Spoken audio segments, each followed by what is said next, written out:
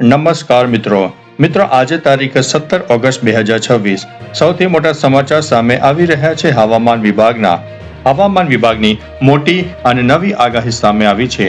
બંગાળની ખાડીમાં સર્જાનારી નવી સિસ્ટમના કારણે આગામી દિવસોમાં ગુજરાતના અનેક જિલ્લાઓમાં ફરીથી ધોધમાર વરસાદ વરસી શકે છે તેવી સંભાવના વ્યક્ત કરવામાં આવી છે.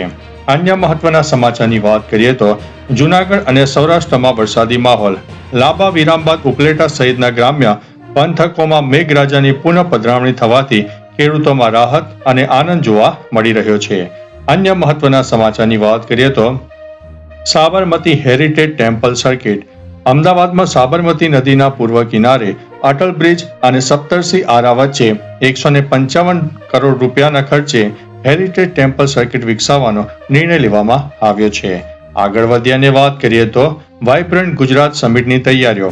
આગામી વાઇબ્રન્ટ સમિટના ભાગરૂપે મુખ્યમંત્રી ભૂપેન્દ્રભાઈ પટેલના વડપણ હેઠળ ઉચ્ચ સ્તરીય પ્રતિનિધિ મંડળ વિદેશી પ્રવાસો અને રોકાણકારો સાથે બેઠકો યોજી રહ્યું છે.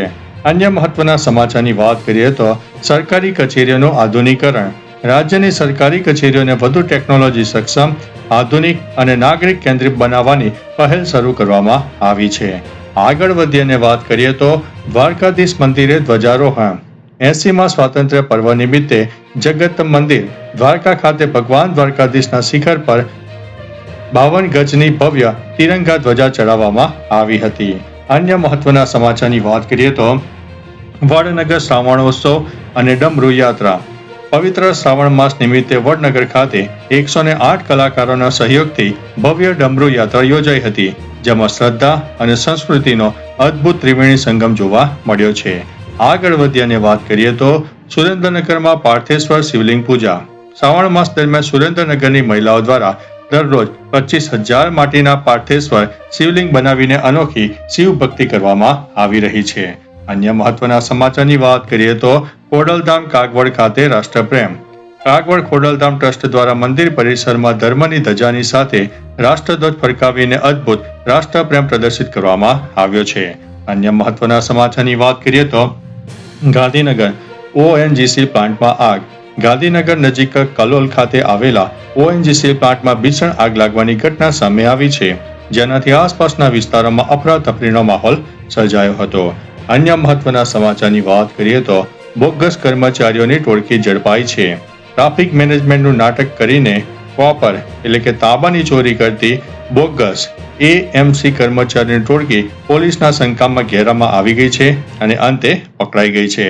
અન્ય મહત્વના સમાચારની વાત કરીએ તો સાયબર ક્રાઇમ અને ઓનલાઈન ઠગાઈ. મીટિંગમાં હોવાનું કહીને માલિકની નકલ કરીને એકાઉન્ટન્ટ પાસેથી રૂપિયા 30 લાખ પડાવી લેનાર બેજાબાદ ગઠિયાઓની ગેંગ સામે ગુનો નોંધવામાં આવ્યો છે. આગળ વધીને વાત કરીએ તો ખાનગી જગ્યાએ પત્તા રમવા અંગે હાઈકોર્ટનો ચુકાદો.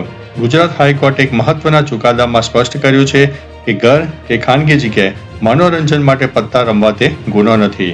આગળ વધ્યાને વાત કરીએ તો ખેડા બ્રિજ હોનારત વિવાદ. ખેડા જિલ્લામાં ચિતવાલ સરદારપુરા બ્રિજ ધરાશાયી થવાની ઘટના બાદ માર્ગ, મકાન અને સિંચાઈ વિભાગ વચ્ચે જવાબદારી બાબતે ખેંચતાણ અને તપાસ શરૂ થઈ ગઈ છે.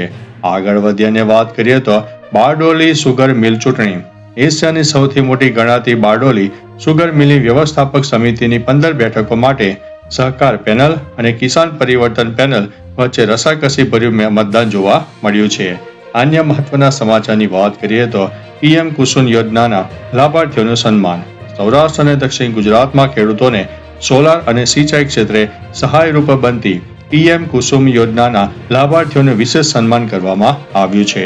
આગળ વધ્યાને વાત કરીએ તો અમદાવાદ સિવિલ હોસ્પિટલની સિદ્ધિ. સિવિલ હોસ્પિટલ ખાતે 1000થી વધુ અંગ અને પેશીદારની સફરને આવકારતું અમરગાથા પુસ્તકનું વિમોચન કરવામાં આવ્યું, તેમજ દર્દીઓ માટે ઇલેક્ટ્રિક કારનું લોકાર્પણ પણ કરવામાં આવ્યું છે. આગળ વધ્યાને વાત કરીએ તો શ્રમિકો માટે સુપર સ્વાસ્થ્ય સુરક્ષા. રાજ્ય સરકાર દ્વારા ESIC અંતર્ગત ગુજરાતના કામદારો અને શ્રમિકો માટે સ્વાસ્થ્ય સેવાઓ વધુ વ્યાપક બનાવવાની યોજનાઓ અમલમાં મૂકવામાં આવી છે. અન્ય મહત્વના સમાચારની વાત કરીએ તો ગુજરાત વિધાનસભાનું ચોમાસું સત્ર. આગામી 8 થી 10 સપ્ટેમ્બર દરમિયાન ગુજરાત વિધાનસભાનું 3 દિવસીય ચોમાસું સત્ર મળનાર છે, જેની કામકાજની યાદી અને તૈયારીઓને આખરી ઓપ અપાઈ રહ્યો છે. આગળ વધ્યાને વાત કરીએ તો દિવ્યાંગ પ્રતિભાઓનું બહુમાન કરવામાં આવ્યું.